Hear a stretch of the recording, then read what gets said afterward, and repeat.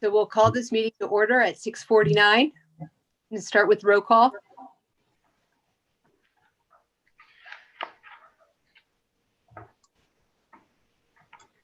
You want me to do that for you? Oh, sorry. I thought that was the secretary. I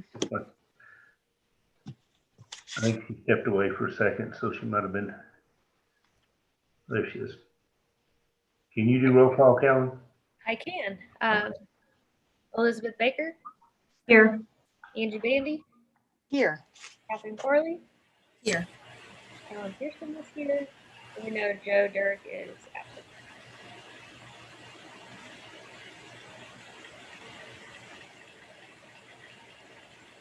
And the first item or the next item on the agenda is the approval of minutes. Did everyone receive those? Yes. Angie, did you receive those? I did not. Should we hold off for next meeting to approve those? I sent them out earlier today. Yeah. There might have been a problem with an email address. If you attached it to an email that you had received earlier, then it would have been an incorrect address for me. Yeah, it looks like. So Elizabeth, you didn't get it either? No, I did, but I just heard that Angie didn't get email. So I'd like to make a motion to not do that this meeting and to approve 2 sets of minutes at the next meeting. Is there a second for that? Second motion. Any discussion? Would it be appropriate? I know I'm not a committee member, but if I could make a couple suggestions, the requests, then if you guys are good with those, then they can be sent out and approved still as you indicate next time. Or would you prefer that I wait until they're actually up for approval?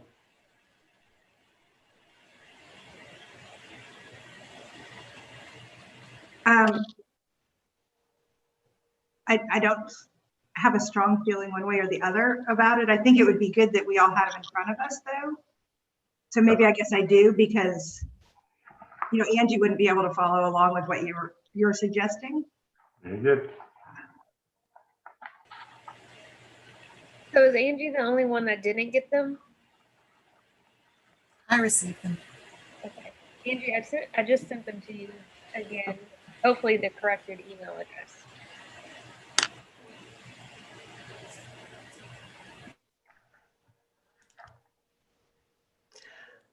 Well, the motion right now on the floor is to table this. So, and that was seconded. So we can either amend that or that motion. Can I withdraw it? Can I just withdraw it? Oh, Sure. Okay, I'll withdraw it. Now that you have it in front of you, it's all good, I think. Very good. I withdraw my motion.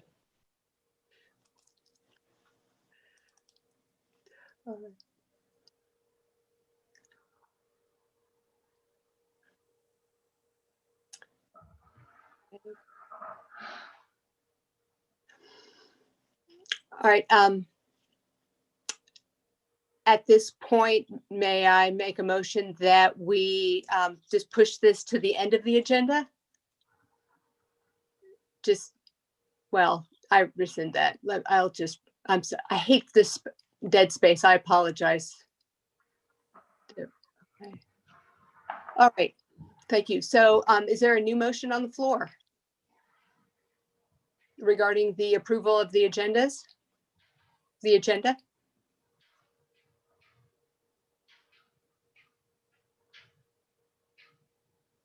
The minutes? Pardon me. I'm sorry. Yes. That's fine. I'm reading agenda right here. Yes, I'm sorry. Is there a I can make a motion to approve. second?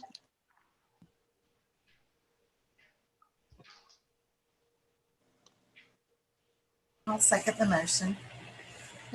Any discussion?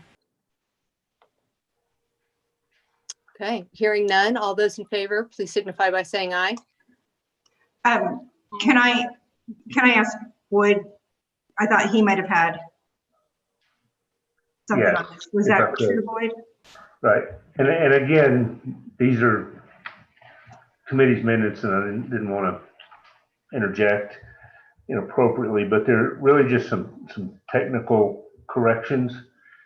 On the first page, the bottom paragraph that starts water utility restructuring,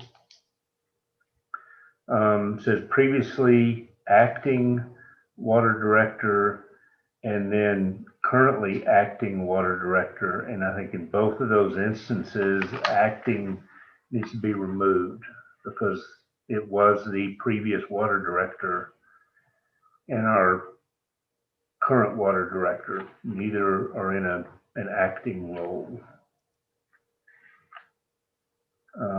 And then at the bottom of that paragraph, current opening for water laborer, and there's also an opening for skilled laborer.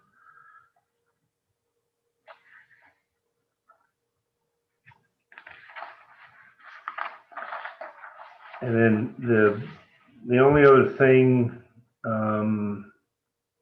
the next page, top paragraph, the end of the fourth line, where it says currently the fire chief is acting assistant town manager. Currently the fire chief serves as acting town manager in my absence. And there is a distinction there. So he's just acting town manager if I'm gone and unavailable. Does that make sense? Yes. And again, those are just distinctions that I thought were important for accuracy.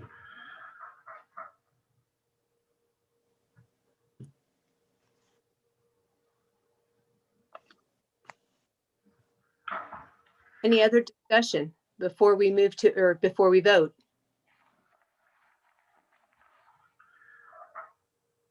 If committee is good with those changes, then we would need a motion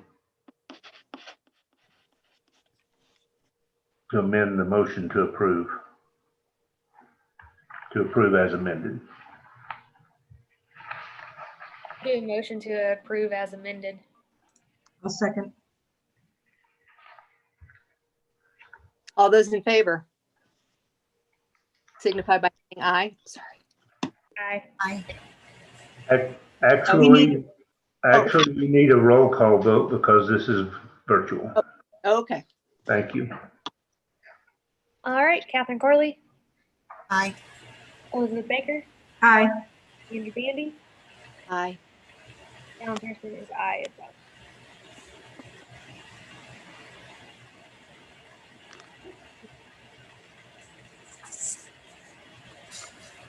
All right. So to the compensation plan with the fire and police surveys, is this, Boyd, is this the information that you would like to share? Yes, as we've been discussing, I have to go back now and ask if you got the information that was sent out last week. No. I have really apologized. It's amazing what one letter in an email, but like I said, none of those have bounced back. So somewhere out there, Oh, I'm there's sure. a Bandy that's wondering what all this stuff is. She's Well, less than 10 minutes. I apologize. I sent out last week the informal surveys that our fire and police chief did, as well as the Burris Thompson public safety sector survey that was done, which is pretty much a statewide, to the extent that they can get agencies to participate.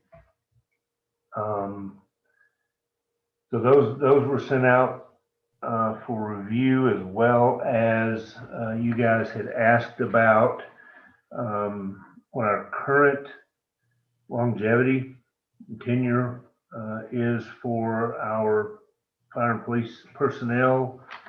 So we sent that out, as well as the folks that have left in the last 12 months, where they were positioned. So again, I know Angie is at a distinct disadvantage, but And I do have most, if not all of that available to share on the screen if you all want that, just let me know. I would prefer that, please. That would sounds great. Thanks. Just let me know specifically where we are and I'll be happy to bring that up. do you guys have a preference where we start on those? Okay, let's pull up the Burris Thompson, please, sir.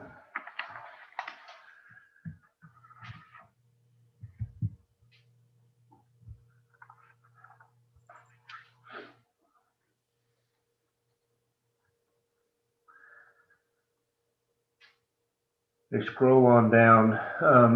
These are the municipalities and in this one, yeah, they have some counties as well. So the municipalities and counties broken down in large and small, small being less than 30,000 in population. Obviously, is where we fall. Of all the other groups, other than Blount County, and why they have them over there, I don't know. And some others, it looks like they have some errors in their grouping here, but we're kind of in the middle as far as population goes and size. One thing that we see when we look at these is, the difference in municipalities that are at or about our size, but are not in metropolitan areas. So I think that is one thing we have to look at. But if you'll scroll on down, Sam, then they give an overall, going down. These are just the job descriptions, very brief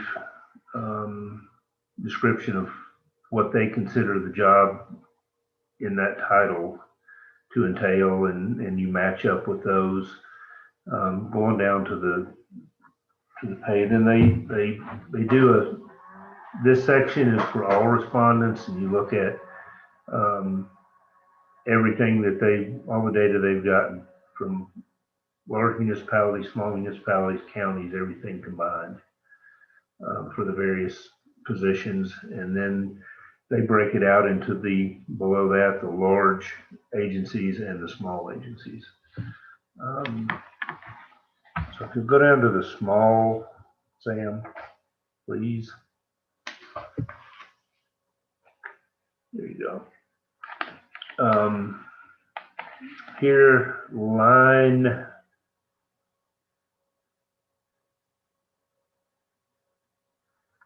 24, patrol officer and deputy sheriff, median start or minimum there is 1679. Hours is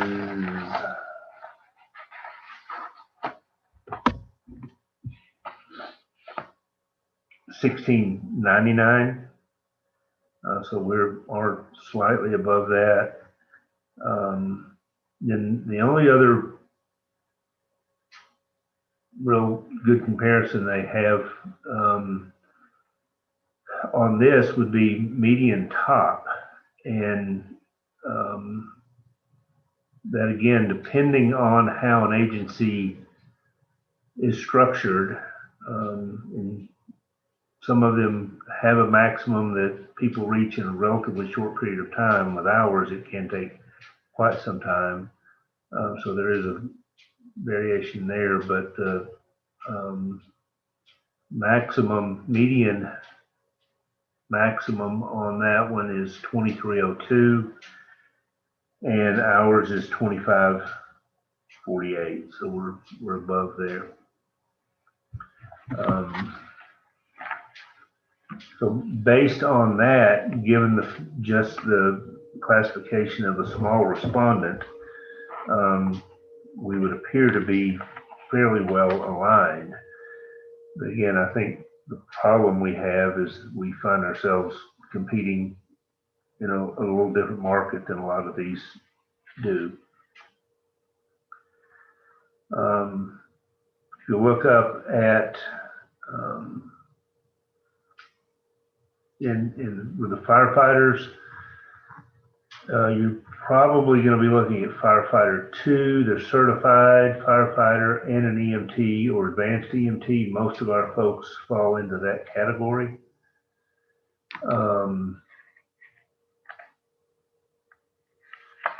Median start there is, I think blue class is 1310.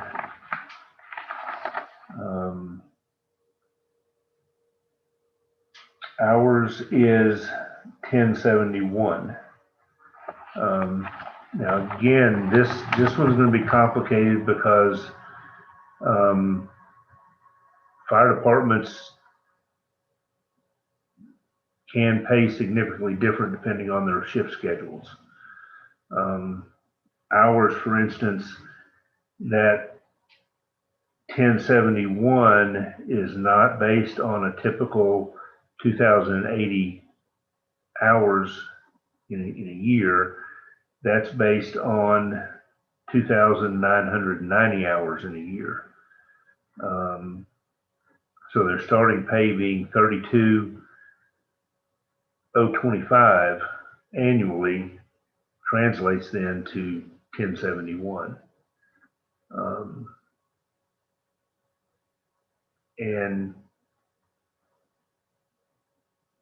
I'm not positive how some of these others compare in that regard.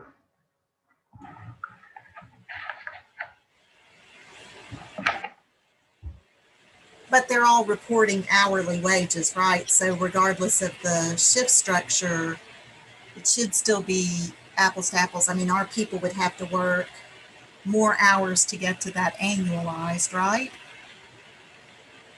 Right, if they're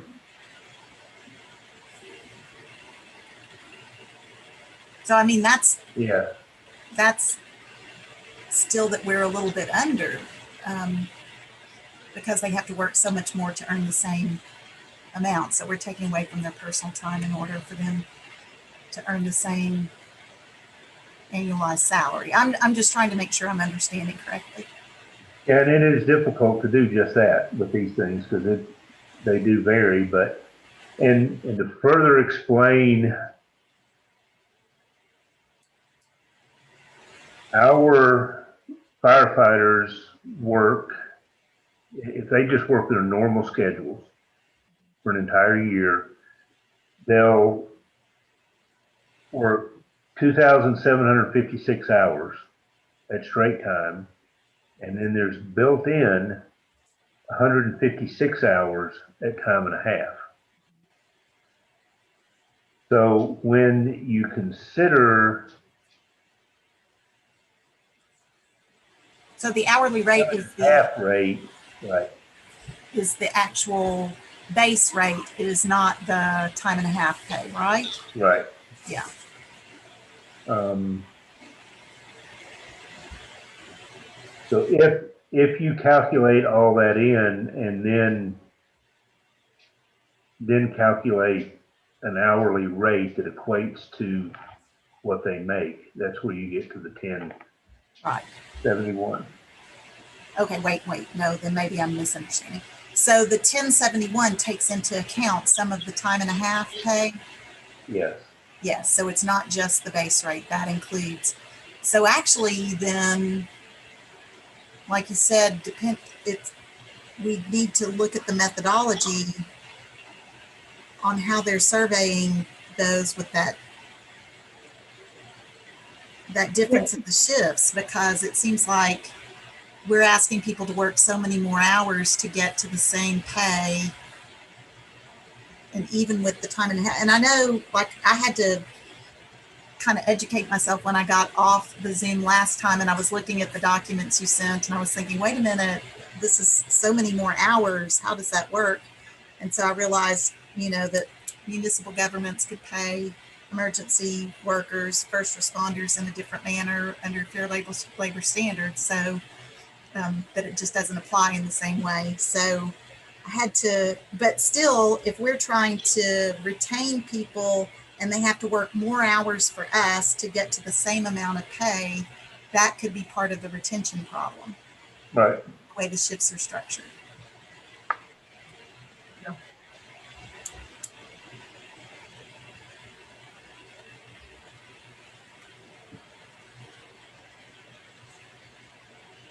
And also it seems that like firefighter drivers, engineers, have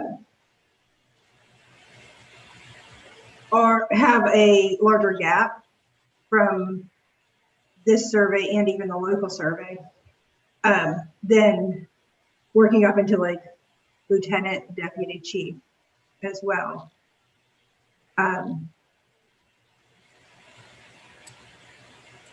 So in this first Thompson, these median pays are based on, I mean, like,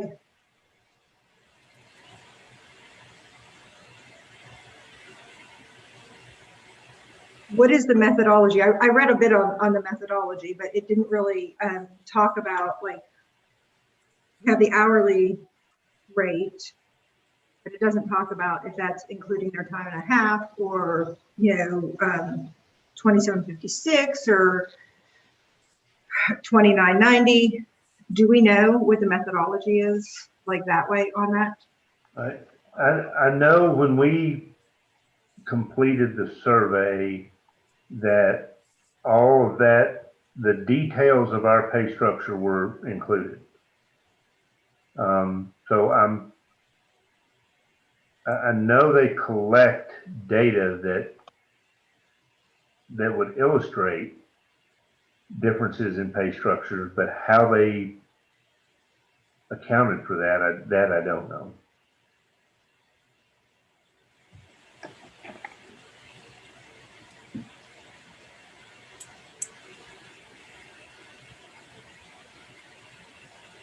And they don't give you the blind data, I guess because there are just so many fewer respondents. I'm accustomed to getting a huge document where there's blind data and you can go in and find your organization and see exactly line for line how it compares with other organizations that fit within your grouping.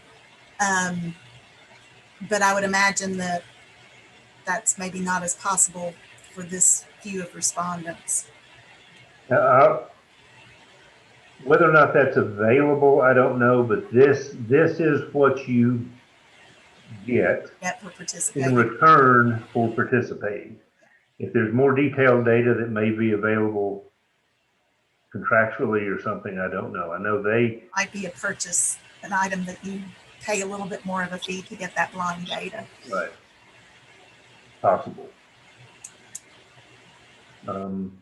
Sam, if you would pull up the one that Eric did, and maybe that helps. A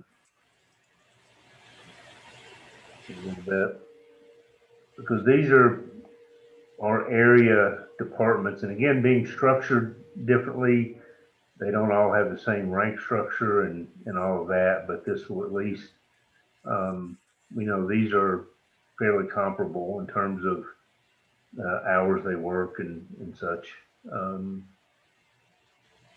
And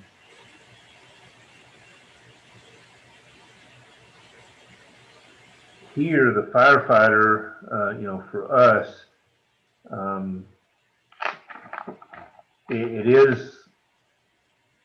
this is an annual pay So that makes it a little clearer that how they compare.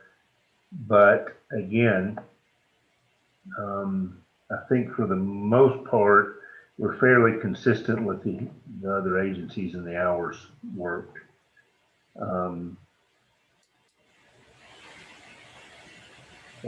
the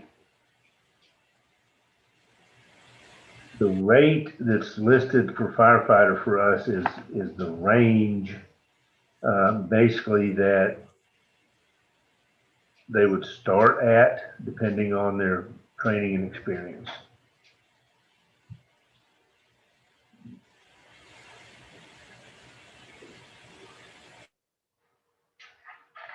Our market for that position is 36.8.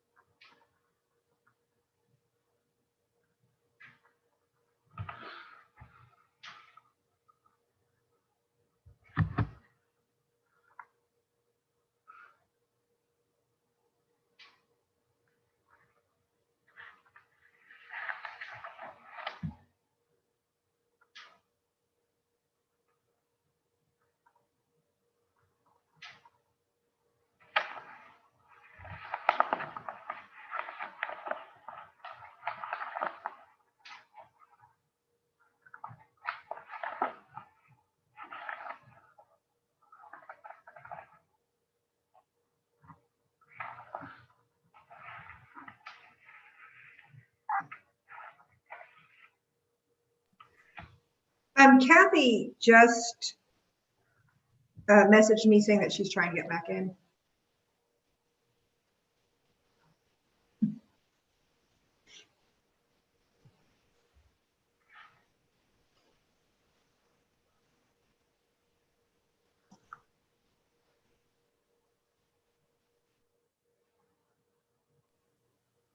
I don't have her in the waiting room right now, but I will keep looking.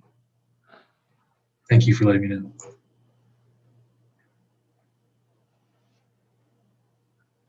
There she is.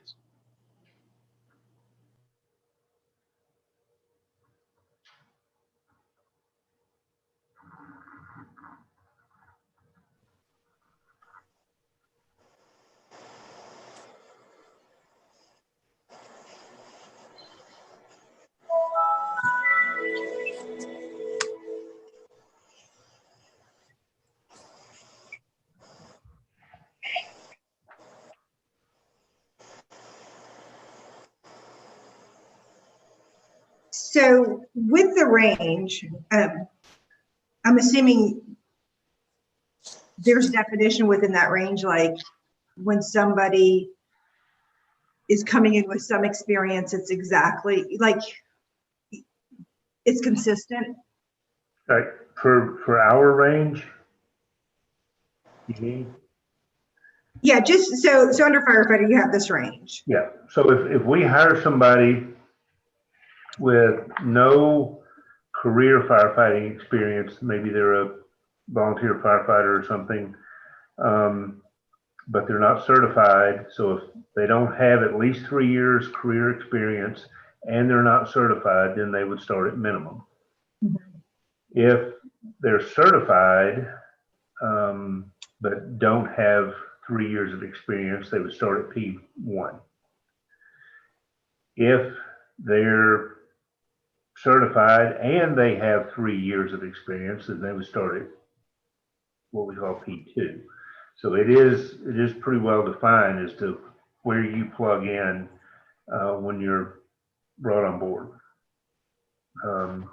And then from each of those steps, each year with satisfactory performance, you move to the next step. So if you come in certified and experienced, then a year later you're at market. If you come in certified without experience, it's going to take you 2 years to get to market. So we try to account for what you bring to the table and then move you to market in a fairly quick manner, certainly relative to how we used to do it, but it still could take some time to get up to that market rate. So, oh, please go ahead. Whoever else has questions.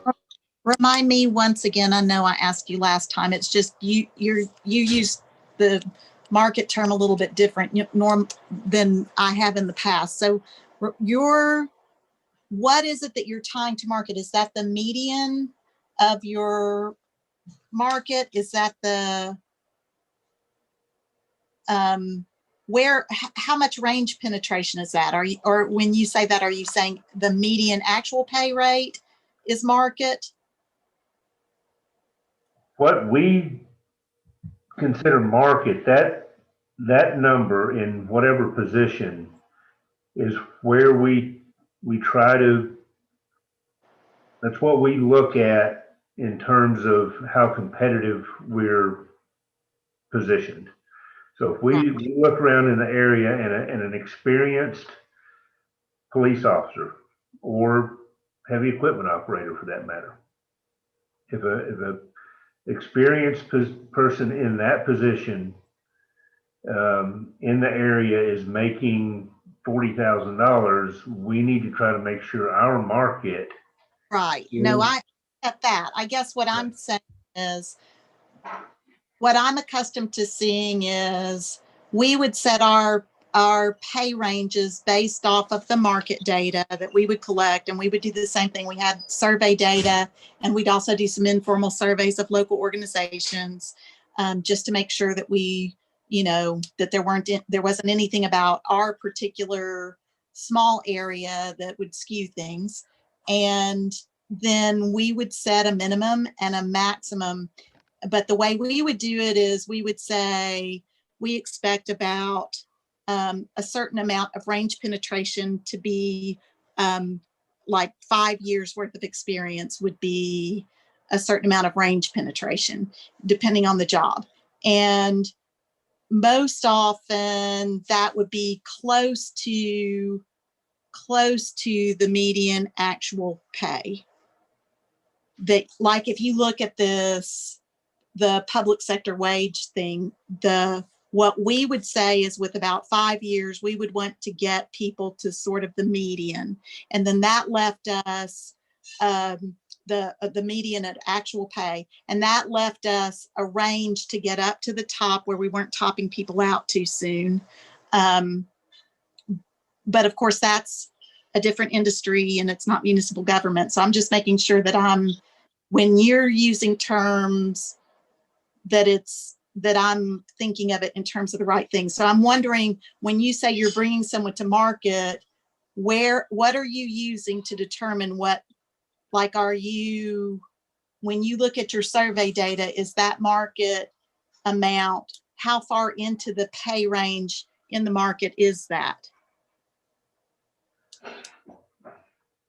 Does that make sense? And maybe I'm thinking of it in a way.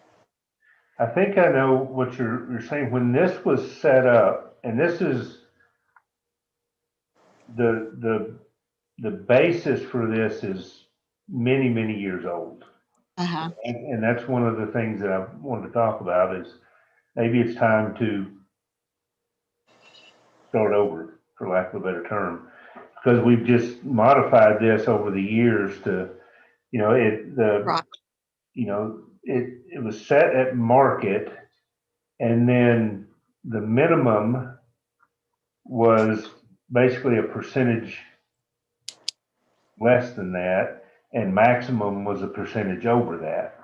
And I don't recall what those were off the top of my head. So it seems that market was really kind of a or maybe even it was called something else before. But that was the original structure, but I don't remember how that was done initially. Yeah. So, different organizations can have different pay practices. And, one of the things, like, we would make sure, like, you're looking at where your pay ranges fall compared to this market data. And we're a little above on the patrol officers, which we would say check, move on, because if we're above what the market is paying, then that's something that we would not adjust. But what we would always do is make sure, like if our starting rate was below the median, we wanted to meet the market. Like we weren't going to lead the market and we didn't want to lag the market either. We just wanted to meet the market. So we would make sure that all of our people were at least paid the minimum starting rate. And if anyone was below that, we would immediately pull them up. And that's what we would call pulling someone to market, was making sure that that everyone was at least paid more than the median starting rate out on the market. And then we would set a certain amount of range penetration based on our organization's pay strategy. And that was something that, you know, was more of a strategic thing. So different organizations might have a different amount of range penetration, but you certainly wouldn't want it to go over that median top pay. And what you would probably want is for it to be closer to the median actual pay. So that range, so when someone has been with you for a certain amount of time, like we would say for nurses, for instance, we wanted that to be 5 years where they're reaching that median actual pay. You know, but see, I'm looking at the ranges between those here, and it's smaller, which probably indicates that there's greater turnover here than what you would typically see with nurses. So I'm just trying to process through all of this and try to get a grasp of what the town's general pay strategy has been and how much range penetration we're trying to get them up to that amount. And you know, so and I don't know the town's staffing and structure, so I'm really trying to get myself a little crash course as quick as I can to try to help and, you know, be a good committee member. Right. And I think the most recent changes we made, and we've adjusted this periodically in just terms of the pay scale itself, but the change, I guess, was 5 or 6 years ago now. Hard to believe it's been that long, but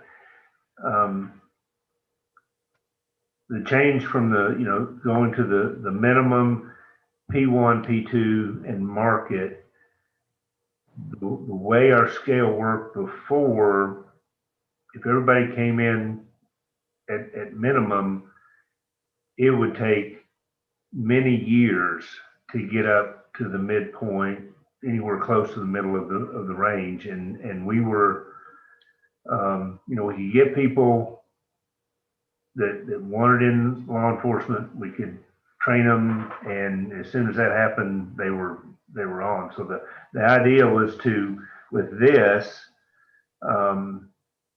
basically you're looking at the ballpark of a 5% step each year.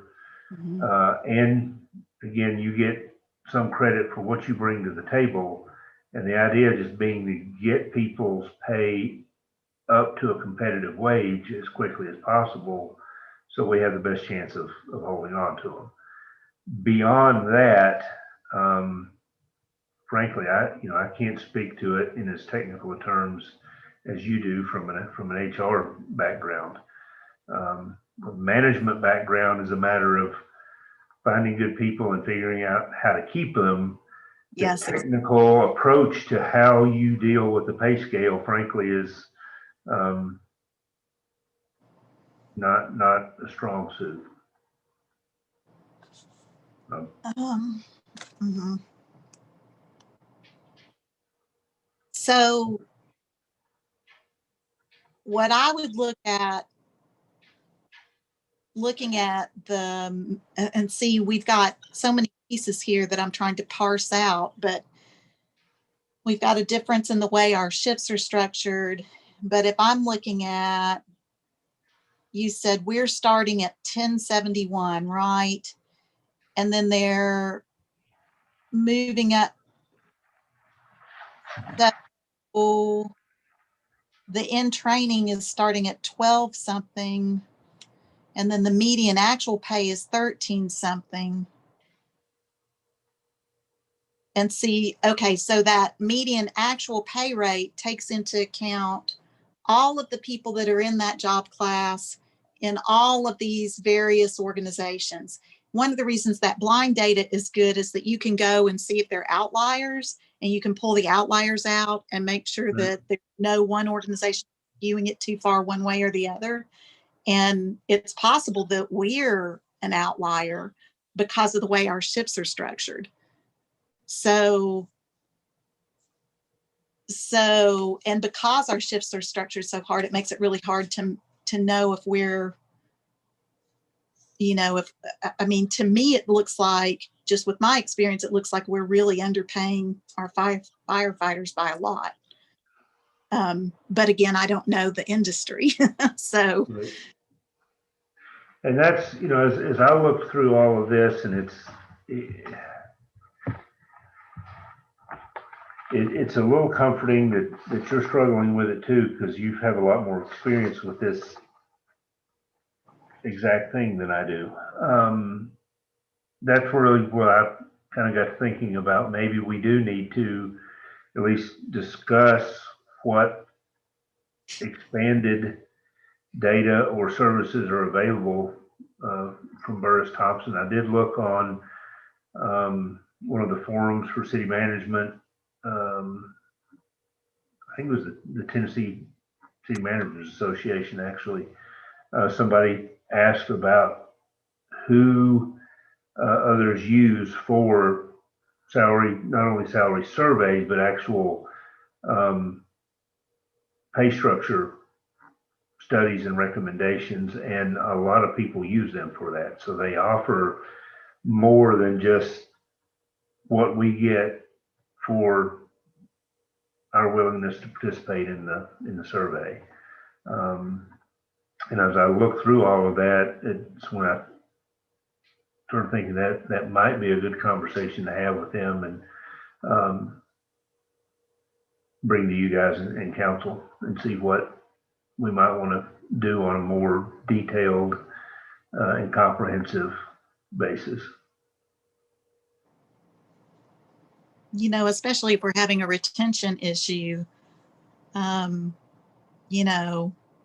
really sorting through and trying to figure out, what we can do to make that better. And we're having a retention issue, and now we're having a problem getting people, not only in fire and police. We've actually done okay there in hires, but we have a finance clerk position that's been open for many weeks.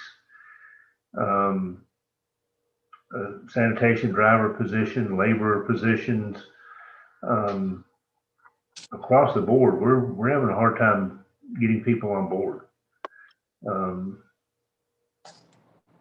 So I think we definitely need to take a little broader look. And one of the things that worries me, there's a good side and a bad side, is we just hired 2 female firefighters. First time we've ever had 2 at the same time, which I think is great.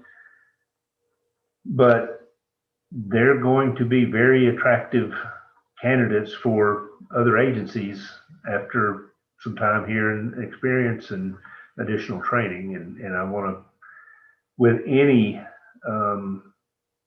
employee, but especially when we have the opportunity to improve the diversity of our workforce, I don't want to go backwards because we can't hold on to them. So if it's okay with you guys, I'll be happy to discuss this in as much detail as possible, but as you'd like. But I really think we need to look at how we can get some more detailed data and maybe really expand what we're doing beyond just trying to do a comparison in pay rates.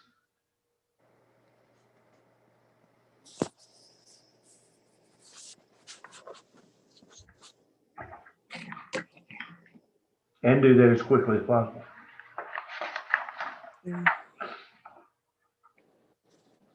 Yeah, the last thing I want to do is drag things out so that you have even more trouble.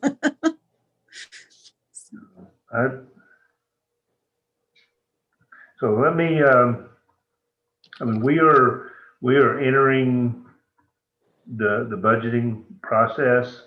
So we do need to see what we can accomplish fairly quickly, but we are on the front end of it. So I would, again, rather take a stab at seeing what we can do to fill in some of these blanks, or I can, and get that to you guys. So we be a little easier to process and get some answers.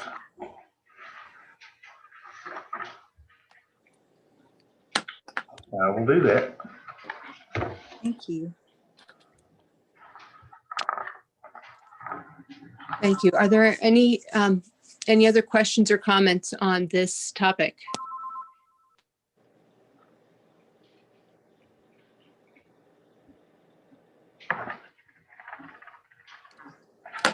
Are we comfortable looking at the reimplementation of the assistant town manager position? I think everyone has received 2 documents, the position description and curses and something else. There should be the job description from 2013 for that position, and as well as the job description for the Compliant. special projects and compliance manager.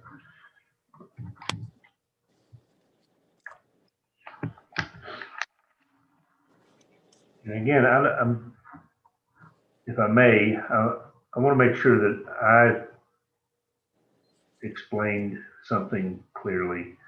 I got thinking about it after looking at Callan's minutes.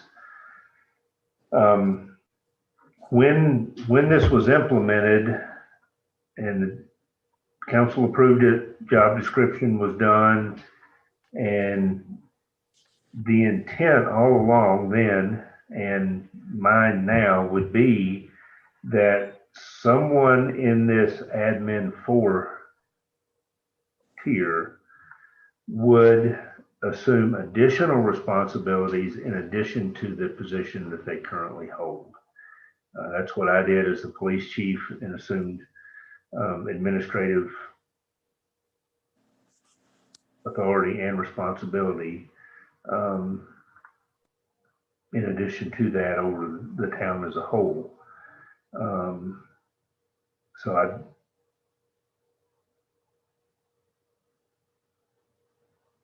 So the job description is intended to be a supplement to the job description held with another position.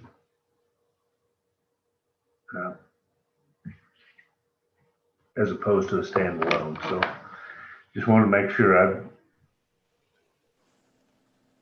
wasn't sure I made that clear last time around.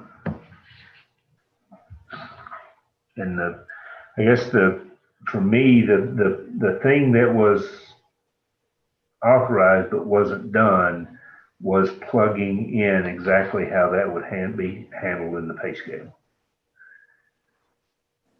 And my only point of reference is what was done for me, and I didn't want to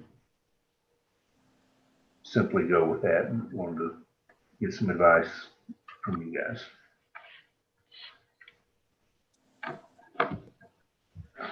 So as I read through the assistant town manager position,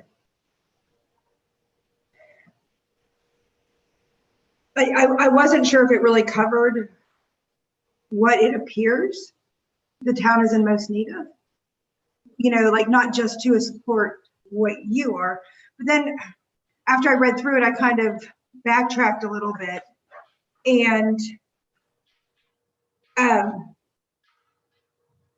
the position doesn't seem to really fit the resolution which created that the resolution was passed before it was created, because it keeps on referring back to the charter.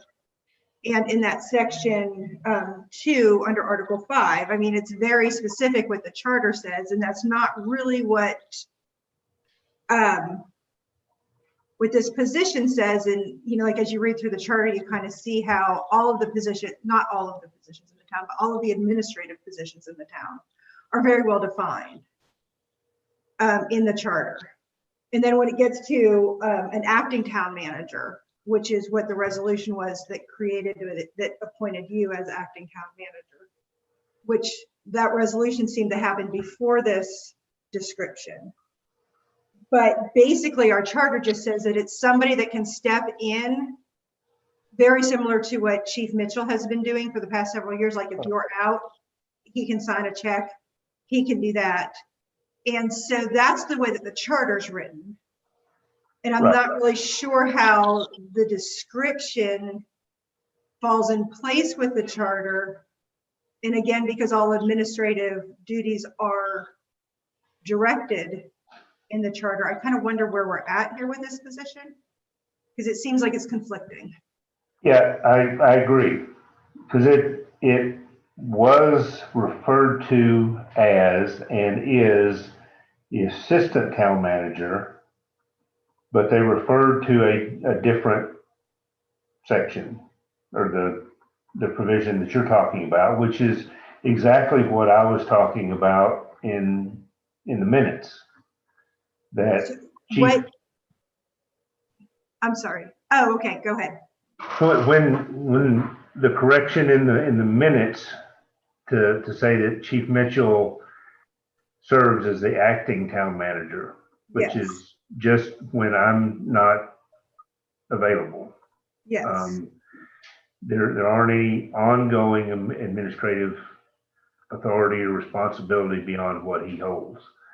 So they referred to that, but then created a position that was different ultimately. And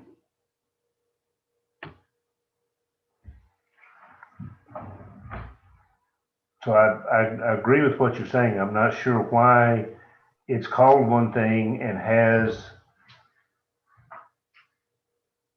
standing, ongoing authority and responsibility, but what's referred to in the charter doesn't. But Well, yeah, I mean, like I said, because I know like you took the assistant town manager position with a stipend or with a differential pay situation in 2013, correct? right. And I mean, like that's in the past, and I'm not saying that that was wrong or anything, but I'm wondering if we just keep on kind of going along with this conflicting idea, or do we fix it now and recommend to council what should be done to rectify the situation? Or do we just stick with this and just kind of keep on going along with conflicting information? Assuming that, I mean, this is only the start of a very probably, you know, in-depth conversation. So this is just, you know, but Angie Callan.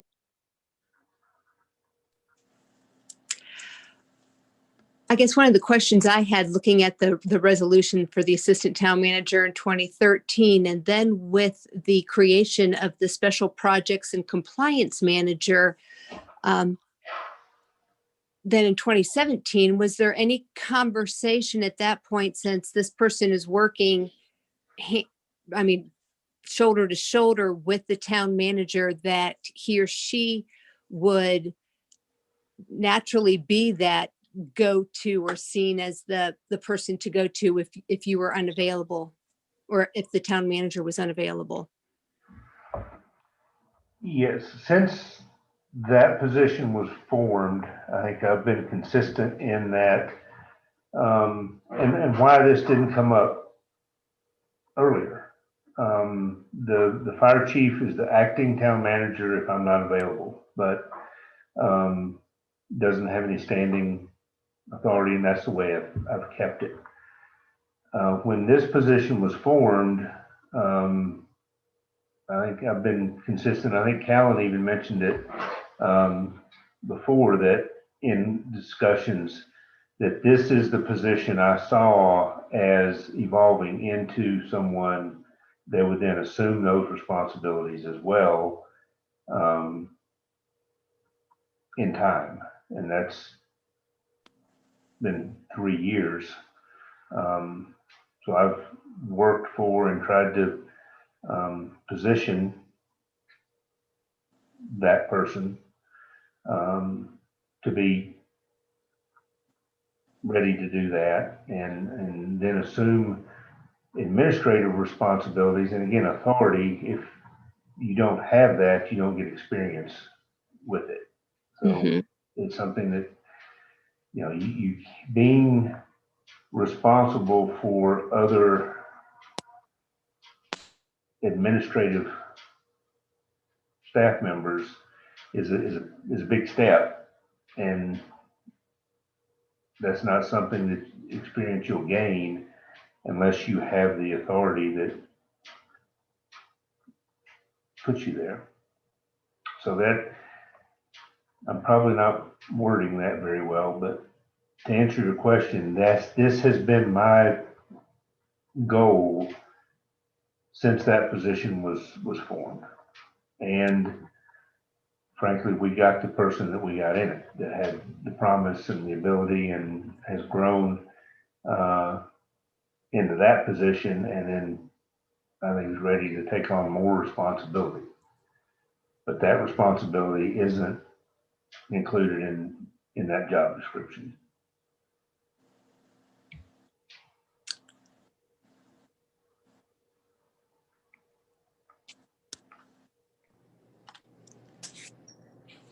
So you have somebody else who is acting, who serves as the acting step in for you when you're not there. Would this person have any desire to move into an assistant town manager's position? I don't think so. He has a full plate as it is. And also, I'm looking at this as a more long-term scenario, that having someone that's going to be here for a considerable amount of time. Don't think that would be the case frankly, with the fire chief. I hope he's here at least as long as I am. But he's retired once and is on his second career. And I think the goal here would be to begin getting someone experience so that they would be available and ready. Ultimately, the council's decision, but someone that could step into my position and be here for a long period of time. And you're saying you want that position to start assuming some supervisory responsibilities and some more day-to-day on top of the opportunities and tasks that usually go in with the town manager position? Or am I oversimplifying that? No, I mean, I think ultimately the goal would be to, they would have I don't know any other word, again, the administrative authority. They would be second in charge, which would position them above other department heads, and would start gaining relative experience and take on more tasks that again aren't currently part of the job description for special projects manager.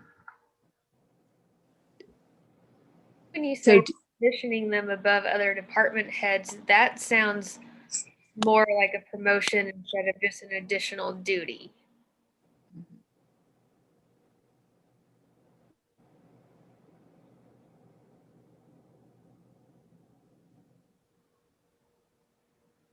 I suppose it could be seen that way, yes.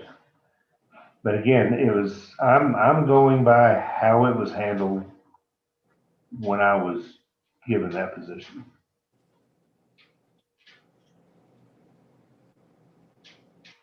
If there's a recommendation for a different approach, then that's certainly part of the reason I'm discussing this with you guys. When you were in that position, were you just was there any sort of selection process that went along with that? Was there an opportunity for other employees to express interest, or was it just something, I'm just from what has been the past practice? Has it just been to select somebody, or? I am it. And in that case, I had served as acting for extended periods of time and basically interim.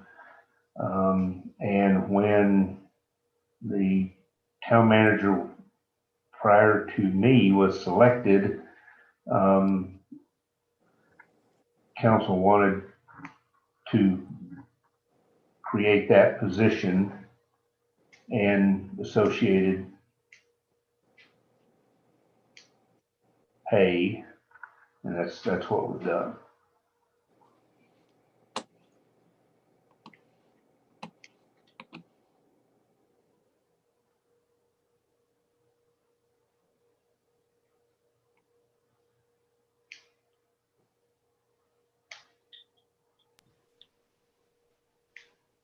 So this position was created in between being an interim town manager and going back to the police chief and then becoming town manager. Like, was it like that's, I only know from reading minutes, I wasn't here then. So I'm just piecing it together and trying to understand the timeline. And I don't want to speak out of turn into something that's not right. So if you could kind of put the timeline together, please. I'm sorry. No, that's fine. I was always police chief until I became the town manager. Okay. In addition to that, for some periods of time, for when Hannah was our prior town manager was out for extended periods for adoptions and I think a couple of different times, I served as acting town manager in her absence for extended periods of time. When she left, I believe I did the same. And then the selection process played out, and then the town manager was hired. And then at that point, I reverted back to just being the police chief. And then this position and change happened. Did that help any? Yeah, I mean, because the resolution that creates this position names you as it. I just wonder, does that mean that the position was only created for that purpose? You know, it'd be one thing if there was a resolution creating an assistant town manager position and then another resolution appointing you to it, but it was all kind of done as one. And I don't know if you just take pieces and parts from that resolution. Well, I think I don't have it pulled up, but if memory serves, the resolution created and authorized the position and appointed me to that position. as opposed, I mean, I think it did two things, all in the same resolution, you're right, but I think they're separate things. Yeah, but like I said, I mean, it did two things. And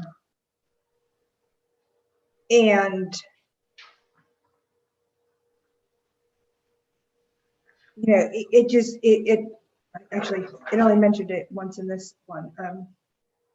But it keeps on going back to that Article 5, Section 2, that's very specific about the powers of an acting town manager. And they're calling now this assistant town manager that's being created the acting town, like to be prescribed to that. And then, like I said, and then this, the description comes up, which isn't what's prescribed. I don't know, I guess, again, I go back to my original, do we need to recommend rectifying to make some consistency between a past resolution in a current job description, or a past job description, or change the job description? I don't know what the next first steps are. I mean, anybody who knows me knows that I'm kind of a black and white thinker. It's all about process, clear, you know, that type of thing. So I'm kind of not able to get over this hump quite yet, and I would love to hear other opinions on it for real.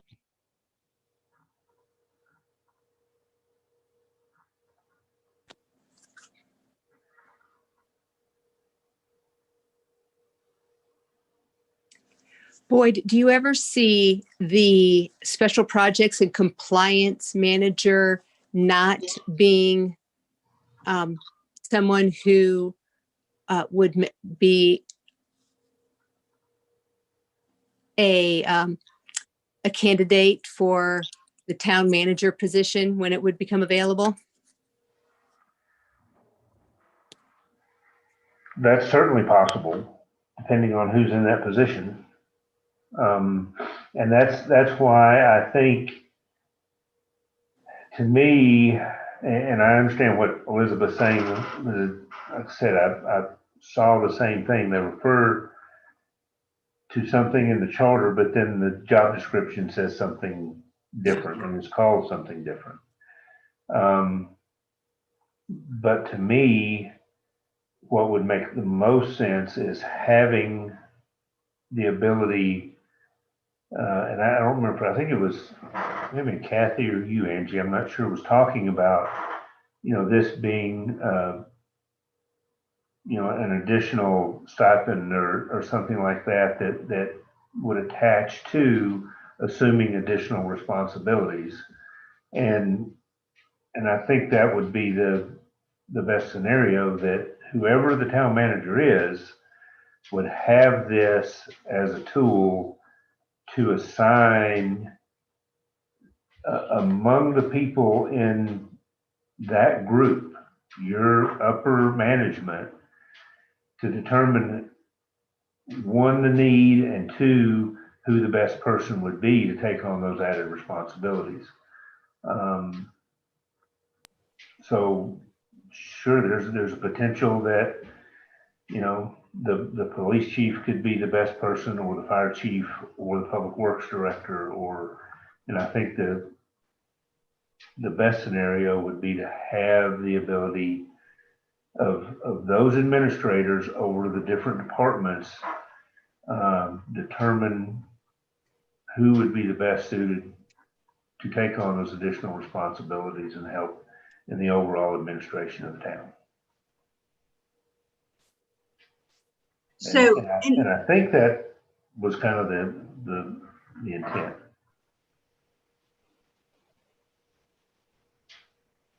And if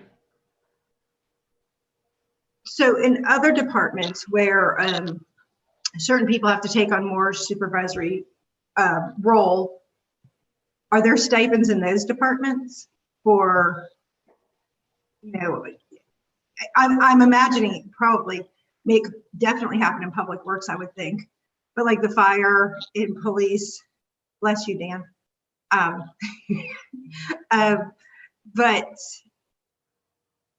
like if we're setting up this type of position that's taking on additional duties, are there other positions in other departments that there are employees doing that now that aren't being reimbursed for stepping up and taking on more of a supervision role? That is possible. We do have, if someone moves into a position,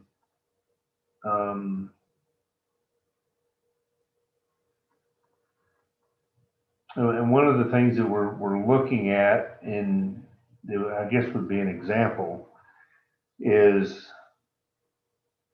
in the fire department, you have a lieutenant, and you have engineers, and you have firefighters. At Station 2, you have an engineer and 2 firefighters on an engine company. So the engineer is doing the same job that they did before, but they're the ranking person at that station. Does that bring along with it the need for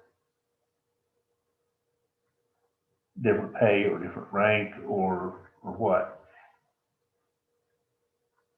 If that's the case, if, for instance, if they became a lieutenant and they're at a station with 1 engine company and 2 other people, but the other lieutenant's at a station with 2 engine companies and 5 people.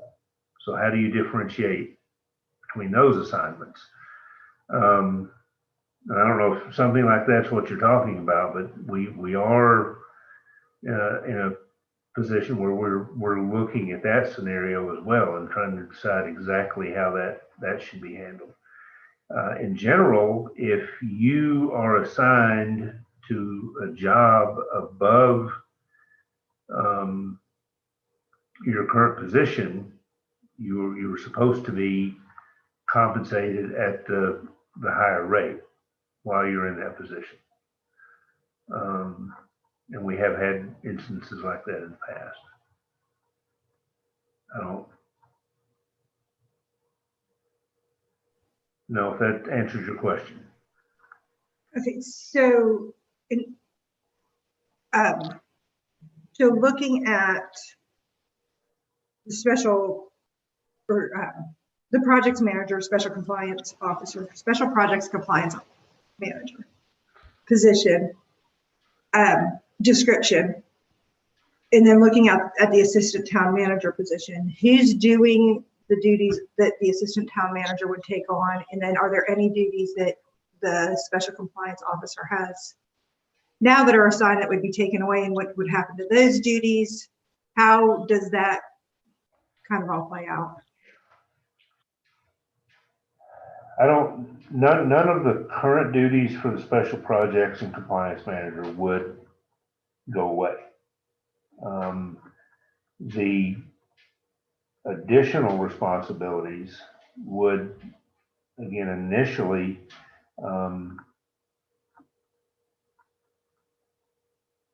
be more of an assistant scenario to me and taking on more responsibility and evolving into more of an administrative role, again, townwide. So none of the current responsibilities for that position would go away. It would be a matter of adding and increasing over time with experience administrative responsibilities.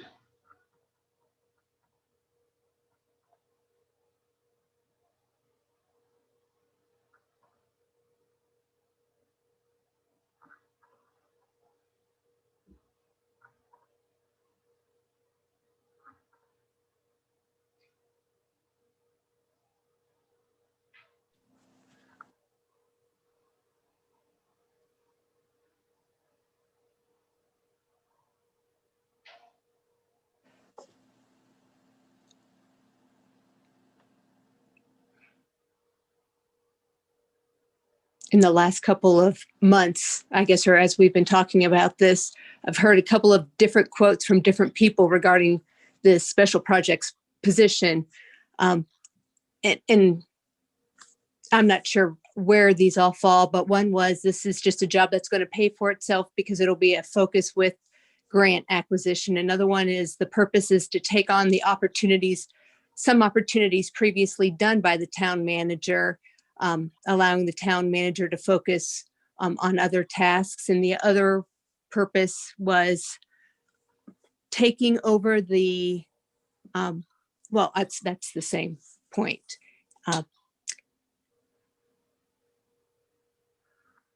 So I guess all of that to say that I guess what I'm wrestling with is just that kind of sounds like an assistant town manager. So where, I haven't read the resolution, but I've read the job description that was just sent to me. So what am I missing? Like what tasks and opportunities are there that I'm not understanding?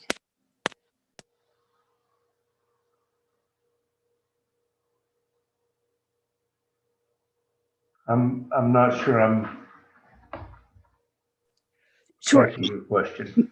My perception based on just these things that I have pulled out, these quotes from other areas, was like, this is kind of your right, the special projects is kind of your right-hand person, almost like the assistant town manager. So with with you asking for both of these positions, I'm just looking for, I guess, some more clarification. As you know, I'm looking at the job description here, but what, can you fill in some of the holes that I have as far as the role of the assistant town manager that you're looking for versus, and the special projects person, like keeping that position open?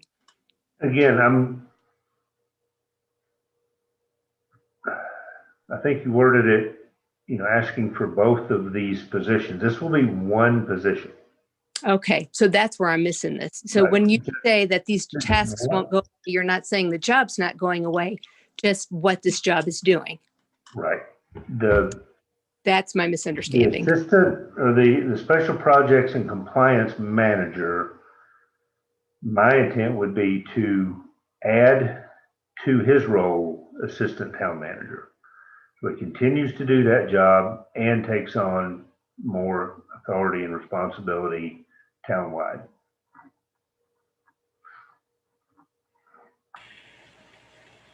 The only piece that I'm sort of struggling with is, and it may just be, again, because I'm new and I haven't learned all of the people and all of the staffing and so on.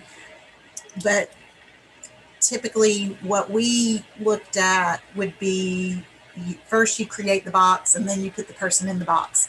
And in this case, we have a box that we're sort of adding to another box, and that will result in an increase in that person's compensation, which appropriately, if he takes on the additional duties. When something like this happens, you have to make sure that you're treating all of the employees equitably. So I guess I'm just making sure we're not jumping over anybody. There's nobody, especially if we're trying to retain our folks, have we given everybody the right opportunities, or at least given them an opportunity to express interest in taking on additional responsibilities? Or is it more, and it may be just because it's such a small organization that it's a foregone conclusion that this person is the one who we would add these responsibilities to. And so again, it may just be me jumping from, working in an organization that has a lot of employees to looking at municipal government where we're a small town and we have a smaller staff.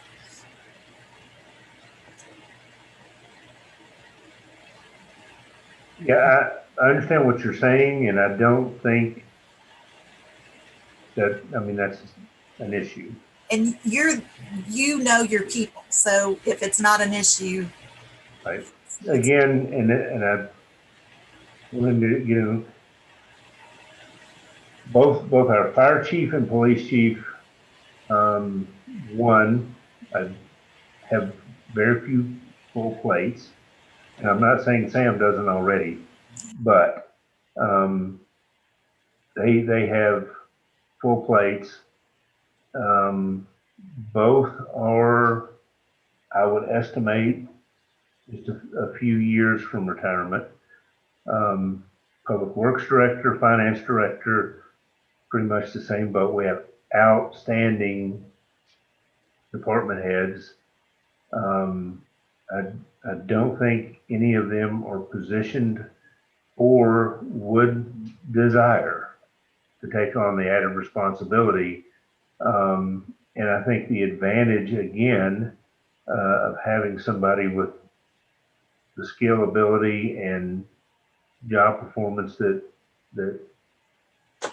special projects manager does, and the potential longevity and future benefit that the town could see from it, I think makes it a natural choice.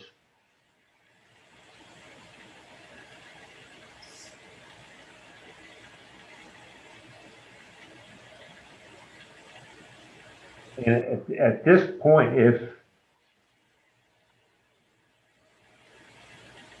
this committee isn't comfortable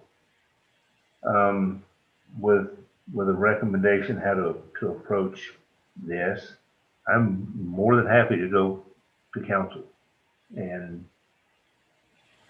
address it there. If, as Elizabeth indicated, that there may need to be some clarification and resolution of at least apparent conflicts in terminology and intent.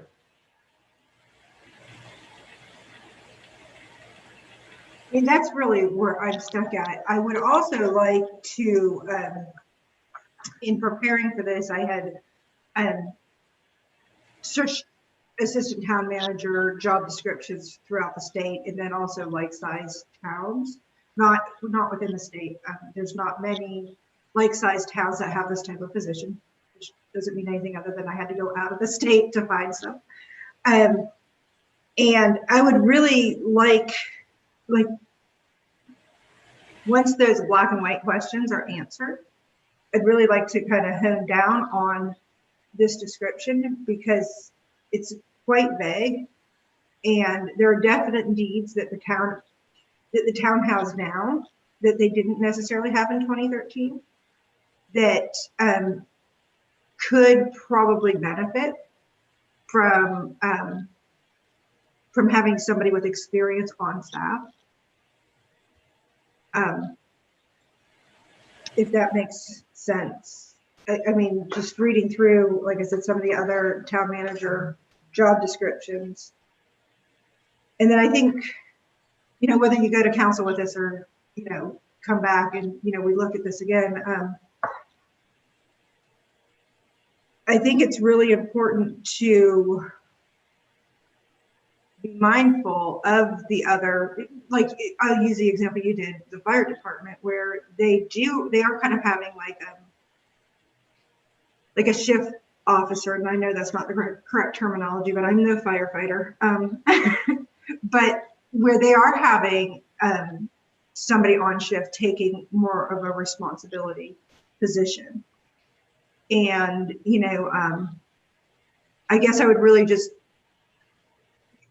I just wonder, like, we're looking at an assistant town manager, we're seeing, the issue out there that there probably needs to be some shift restructuring.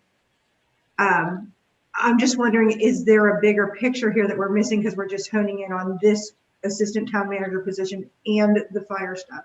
Like, is there more going on that can be addressed in conjunction to make more of a proactive decision?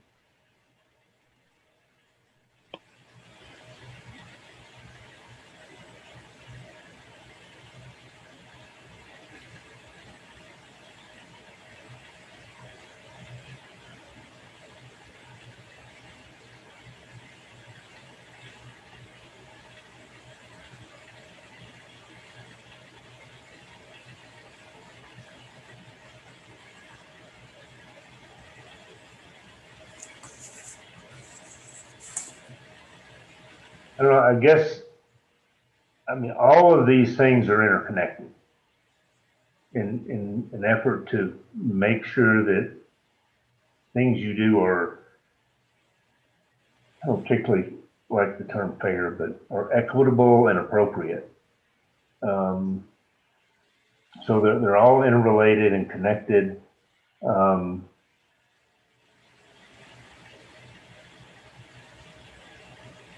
But sometimes it's not always going to be simultaneous. And so I mean, I understand what you're saying, and I think they're again related, but again,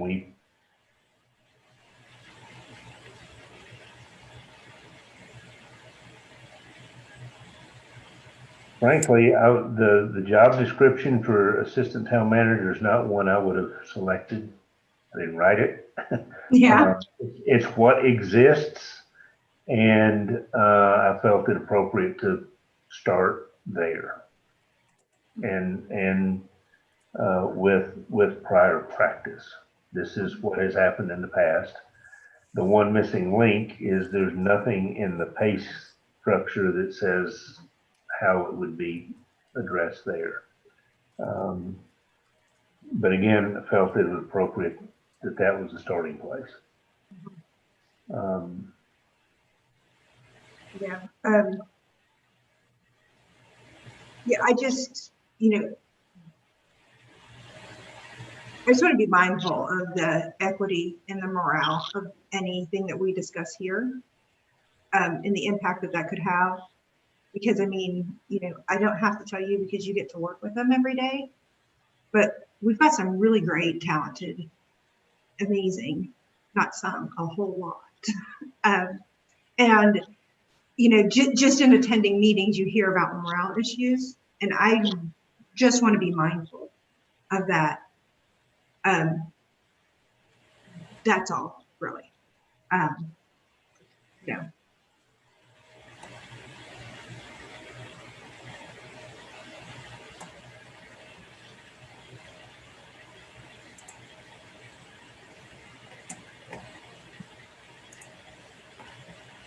I wonder if council with the town attorney could answer the questions about, the difference between the description in the charter and the resolution. And then maybe council or could just give us more direction. I also wonder if council has any additional direction for us as budget time is coming up. There might be council specific direction also, which I think as a committee. Kathy, how do you feel about getting direction from both? I guess I'm still so new. I'm not sure exactly of the process. So if could we go over process real quick? Yeah, so that we make whatever recommendation, all of this rolls into the budget goes to the council for approval. Is that? Yeah, and so, I mean, like, if you look at what the personnel committee does in the minute, it's listed in the municipal code. It says that, the duties and functions of the personnel committee shall study and evaluate all aspects of employee personnel policy, job description, pay plans, benefits, and any other personnel issues as requested by the town manager and or town council, and then make recommendations for changes or improvements in the same. And then if you then go over to our charter, because that's kind of where you see the breakdown of like what the town managers duties and responsibilities are and what the town council is, because there's almost like a brick wall in a sense. And I'm not going to read everything in the town manager part of it. I'll read the town council part of it because it's really short, and then anything else goes to the town manager. And Boyd, please correct me if I'm wrong here. I'm just trying to read like straight from here. So in section 3 under administrative, and this is the council. Let me see. Just want to make sure. It's under Article 8. Personnel rules is the council shall adopt the personnel rules, which shall include, but not limited to, job classification plan, pay plan, hours worked, attendance regulation, and provision for sick leave and vacation leave. Now, those types of directives can come to us by either council or by Boyd, and then we work on them to make a recommendation to either council or to Boyd, depending. Dan, I think I saw your hand go, and I'm happy to be quiet. Never ask that, but may I ask a question as a council member? It sounds like the first part that you read, and that's what I was thinking about earlier of the description of the personnel committee, is to recommend the language to the council rather than the opposite direction. And if you guys have that, and I wonder if you have it and you're uncomfortable with the language, and it sounds like the town manager is like, I didn't write this either, that came into being. I wonder if that's maybe the first step.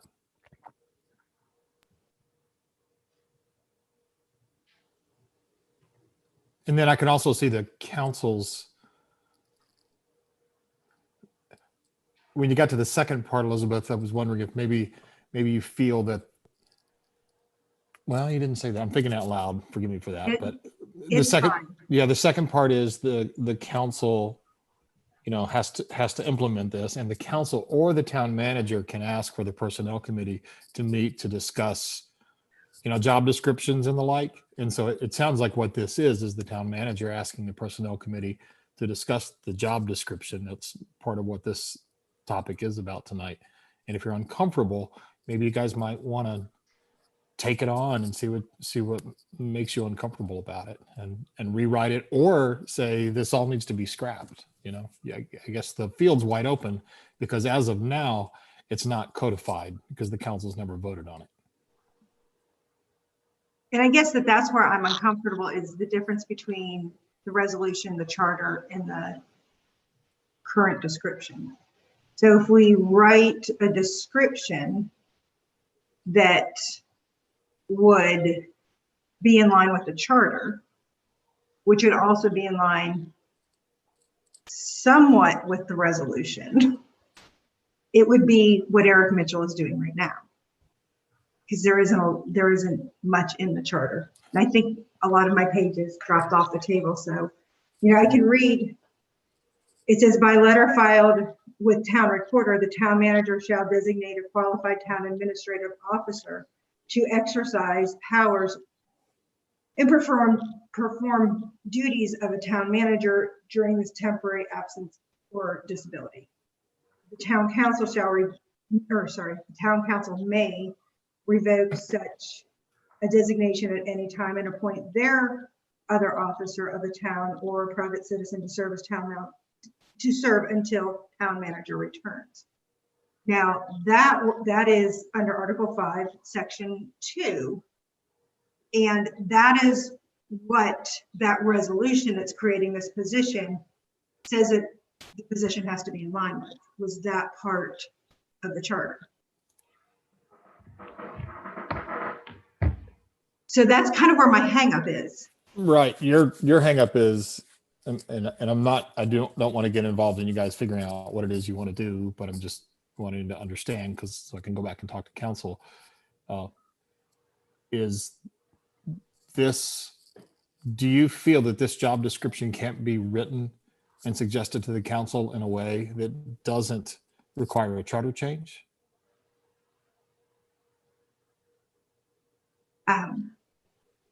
I'm going to be quiet and let somebody else come in with anything else, and then I'll be happy to answer that, but I don't want this to be just two of us talking. I'd like to answer that, and it's yes. Not every position in the town is listed in the charter. I mean, we have the ability to create positions within the town government beyond what is listed in the charter. So a change to a personnel policy can create a new position that's not listed in the charter. But It we have appears- to keep the position that's in the charter. The position that's in, and again, I would go to while, and that's why I don't understand why they reference that. Because the fact that it's in the charter indicates that there's no need for a resolution. There was no need to create it because it already existed. What's in the charter says that you can do that I can name someone to fill that position. Mhm. If there is someone who fills that role on an ongoing basis, there would not be a need to fill that position. So there's, But we're talking, okay, I'm not going, let me ask you, are you speaking about the position as it's listed as the acting town manager? if there's an active assistant town manager in place, then there would not be the need to name an acting town manager as contained in the charter. If down the road, someone wasn't named as assistant town manager, then you would need that provision in the charter so that you could name someone in that capacity. I don't think it's an either or. Totally. I think in any given time, you would have one or the other of those positions in place. So can I interrupt real fast? Is the recommendation by the personnel committee an urgent need, or is this something that we could table for next meeting? Because for one, I would like to compare the resolution and charter a little bit more in depth myself before making any kind of recommendation.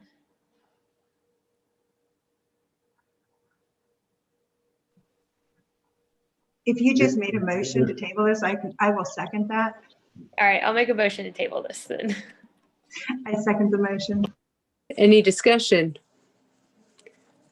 Boyd, do you have a timeline in mind?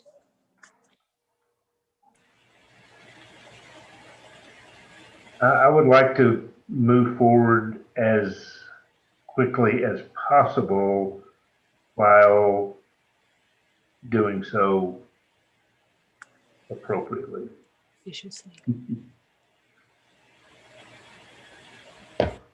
So will it greatly affect you if we table this until next meeting?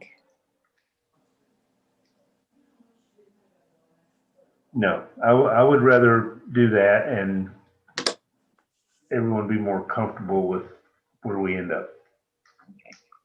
I'm gonna go ahead and do a roll call vote. Elizabeth Baker, Yes. Catherine Corley, Yes.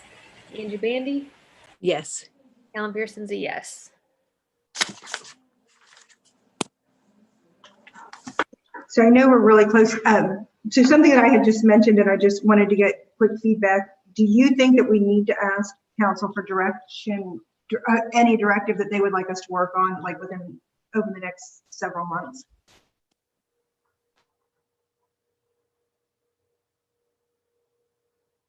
So were you asking me or Dan? I'm sorry. I was asking committee members if they felt like we should. Oh. But I'm not against anybody else talking, but I feel that they're bringing to us the things that they see are of the not utmost importance, but things that are right in front of them. So I feel like if we continue to use them as the guide, unless there's something that is glaring that just kind of pops out at us, I mean, I would say going in that direction.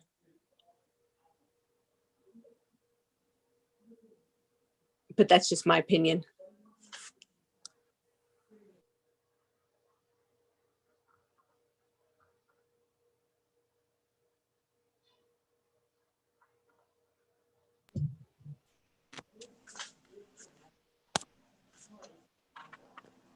Sorry, I didn't mean to disappear. Any other thoughts?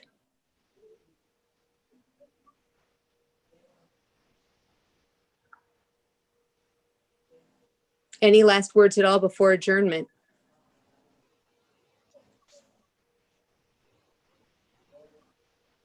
Well, don't we have, last on the agenda was citizens' opportunity to address council?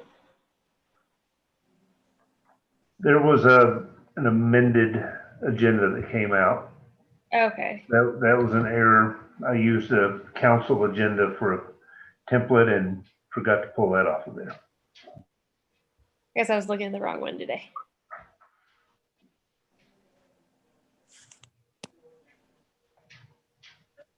(8:30), and so we will adjourn. Very good. And back in 4 weeks, first Tuesday of next month. Thank you. You all have a great